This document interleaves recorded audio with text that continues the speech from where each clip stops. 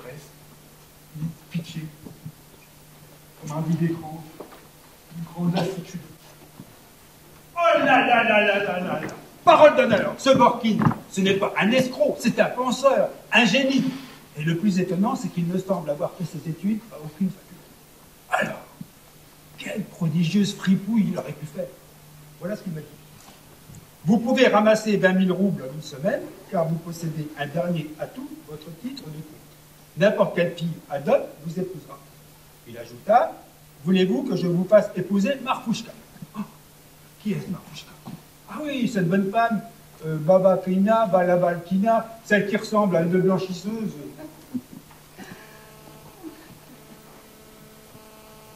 Pourquoi riez-vous?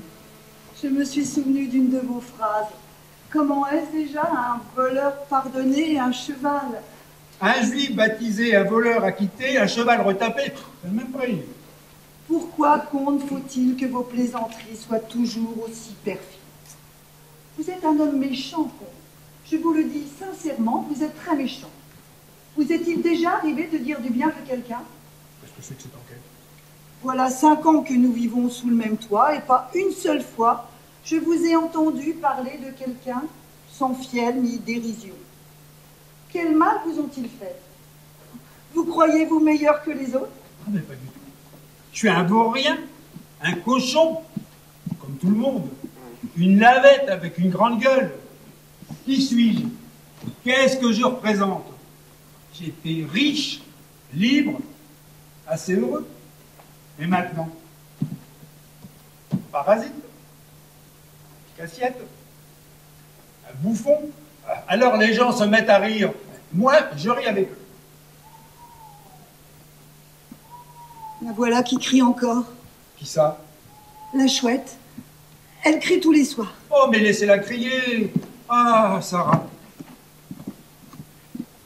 Sarah, mon cœur, si je pouvais gagner 100 000 ou 200 000 roubles, je vous montrerai comment il faut vivre. En volée, loin de ce trou et de l'assiette du pauvre. Et où irez-vous? Ah, je commencerai par aller à Moscou pour entendre chanter les tziganes. Et ensuite, tout droit à Paris. Je louerai un appartement, j'irai à l'église russe. Et après? Je passerai mes journées sur la tombe de ma femme, assis sur la tombe jusqu'à ce que je crève. Ma femme m'enterrée à Paris.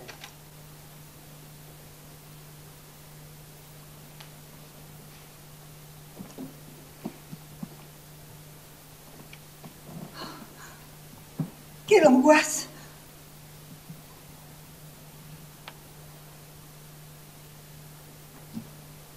On reprend le duo, voulez-vous? Ah, vous direz, je m'allonge. Ce qui cause mon tourment. Allez, préparez la partition. Vous, docteur, qui êtes si jeune, écoutez mes conseils.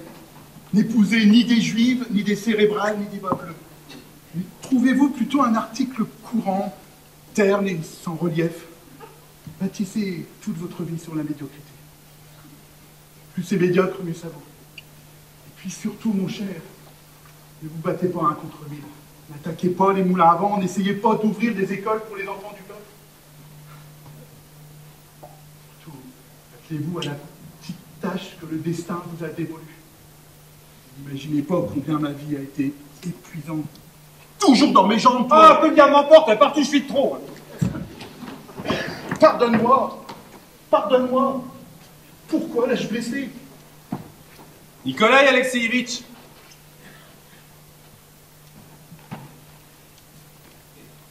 Depuis un moment, je vous écoute et pardonnez-moi si je vous parle avec franchise, mais votre voix, votre ton trahissent tant d'égoïsme, d'insensibilité, tant de froide indifférence. Un être qui vous est cher est en train de mourir. Ses jours sont comptés et vous ne manifestez aucune émotion. Vous trouvez la force de vous promener, de pérorer, de pontifier. Je m'exprime mal, je n'ai pas le don de la parole, mais vous m'êtes profondément antipathique. Je vais m'habiller. Vous ne m'aimez pas, docteur. Ne vous en cachez pas. Ça fait honneur à votre cœur. Je ne parviens pas à garder mon calme avec lui. Je reste muet pourtant. De toute mon âme, je hais ce tartuffe, ce faussaire de sentiments nobles. Il s'en va, voyez-vous. Pour cette pauvre femme, tout le bonheur, c'est d'avoir à côté d'elle. Elle ne vit que par lui. Elle le supplie de passer avec elle ne fût-ce qu'une soirée. Et lui, il ne peut pas. Il étouffe. Si ce soir il devait rester chez lui, d'ennui se tirerait une balle dans la tête. Le pauvre homme. Il a besoin d'espace pour élaborer ses plans sordides. Oh, je sais bien pourquoi tu te rends tous les soirs chez ces lébédettes. Je le sais bien.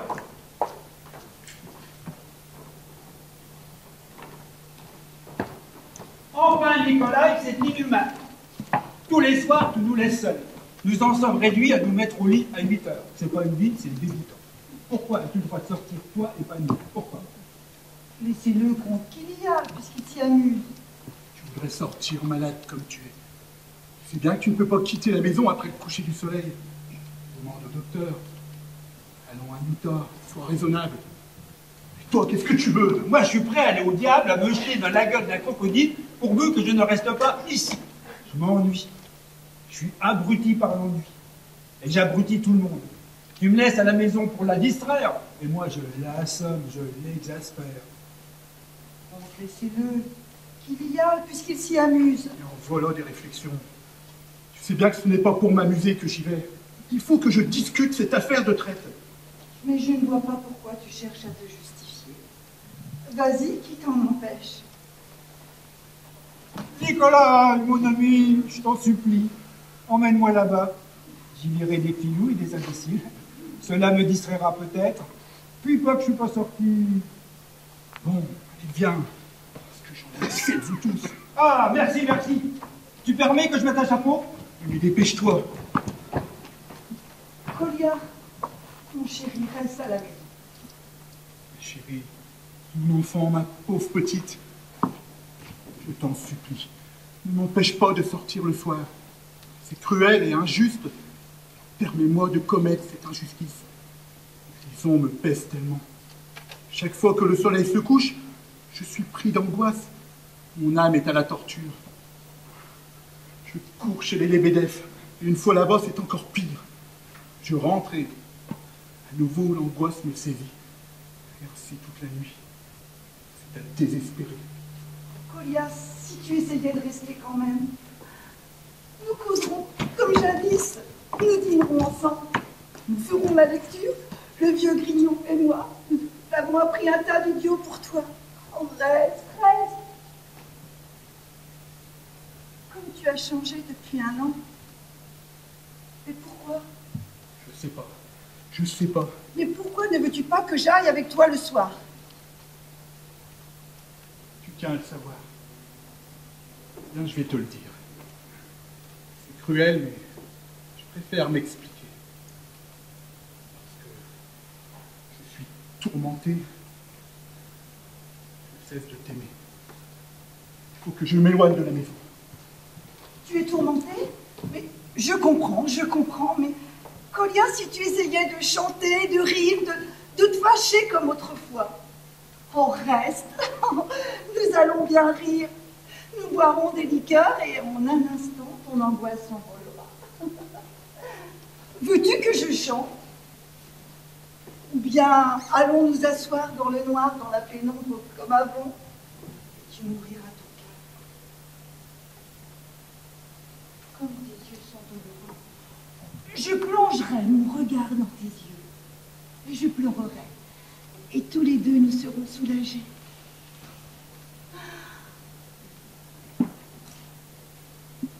Ou bien, comment est-ce déjà, Colia?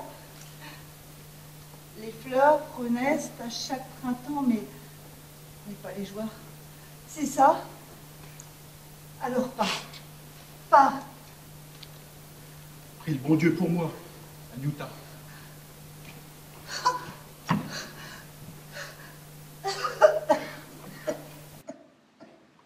Anna Petrovna. Faites-vous une règle. À 6 heures, vous devez rentrer et ne plus sortir jusqu'au matin. L'air du soir est humide, c'est très mauvais pour vous. À vos ordres. Je ne plaisante pas, vous savez, c'est très sérieux. Et moi, je ne veux pas être sérieuse. Eh ben, vous voyez, vous toussez déjà. Mais où est Nicolas?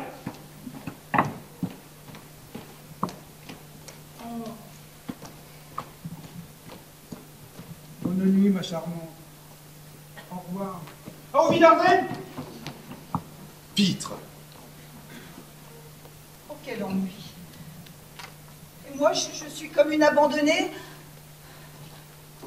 Mais docteur, où courez-vous comme ça? Oh, restez. Je ne peux pas rester. Oh, restez. Venez près de moi. Ah, vous dirais-je, maman, ce qui cause mon tourment. Docteur, vous avez des parents? Mon père est mort, mais j'ai encore ma mère. Et vous vous ennuyez d'elle? Je n'en ai pas le temps. Les fleurs renaissent à chaque printemps, mais pas les joies. Qui m'a appris cette phrase? Nicolas, je crois, oui. La voilà qui crie encore. Laissez-la crier. Mais voyez-vous, docteur, j'ai l'impression que le destin m'a roulé. Moi, j'ai payé pour tout, absolument pour tout, et cher. Croyez-vous que j'ignore ma maladie? Je la connais parfaitement. D'ailleurs, c'est un sujet très ennuyeux. Je vous demande pardon. Docteur, vous connaissez des histoires amusantes? Non. Nicolas y en connaît, lui. Et puis, je commence à ne pas comprendre toute cette inquiétude. Pourquoi l'amour ne répond-il pas à l'amour? Pourquoi paye-t-on la vérité par le mensonge? Combien de temps encore mon père et ma mère me haïront? Ils habitent à 50 mètres d'ici. Je sens leur haine nuit et jour, même en dormant. Puis, comment interpréter l'angoisse de Nicolas? Il dit qu'il cesse de m'aimer quand vient la nuit, mais s'il cessait complètement de m'aimer? Non, bien sûr, c'est impossible, mais si tout de même. Oh, quelle affreuse pensée! Non, non. Ah, vous direz, je m'ennuie. Docteur, vous ne pouvez pas comprendre ces choses-là, vous n'êtes pas marié. Sachez que moi aussi, bien des choses m'étonnent. Par exemple, comment vous, une femme intelligente, honnête, presque une sainte, avez-vous pu vous tromper si grossièrement et vous laisser cloîtrer dans ce nid à chouette? Et qu'avez-vous de commun avec cet homme froid, insensible? Mais laissons votre mari. Qu'avez-vous de commun avec ce milieu insignifiant, vulgaire? Mon Dieu, mais ce comte toqué et rouillé qui ne cesse de grogner, et cet aigrefin de Borking, roi des escrocs avec sa trogne de voyous. Vous ici, comment est-ce possible? Vous dites du mal de Nicolas. Vous croyez le comprendre. Mais comment peut-on connaître quelqu'un en 6 mois? C'est un homme remarquable. Et je regrette que vous ne l'ayez point connu il y a 2 ou 3 ans. À présent, il est mélancolique, taciturne, il n'a de goût pour rien, mais avant, il était magnifique. Oh, je l'ai aimé dès le premier regard. Je l'ai regardé et pan, la souricière. Il m'a dit viens, et je me suis détachée du monde où je vivais, comme une feuille se détache de l'arbre pour le suivre. Et maintenant, il va chez les Lebedev pour se distraire avec d'autres femmes, et moi, je suis clouée dans ce jardin à écouter le cri de la chouette.